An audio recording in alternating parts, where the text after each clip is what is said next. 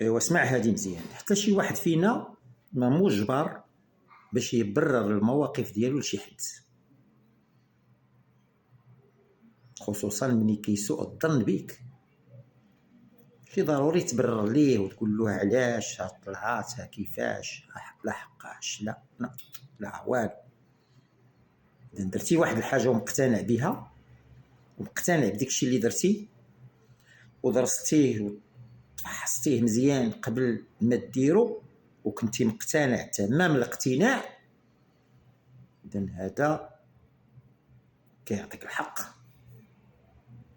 100% باش ما تبررش المواقف ديالك لمن ساء الظن بك، لانك انت متاكد باللي انت على صواب. راه الانسان يمكن يخطأ، ولكن ملي كدير واحد العمل وانت متاكد تماما بانه يعني صائب ومعقول، وواحد جا ساء الظن بك، ما تبرر ليه، ما تفهمو، ما توريه، ما تقول له علاش ولا لا حقاش نهائيا. واصل المسير، والله المستعان. تحياتي لكم أحبتي الكرام.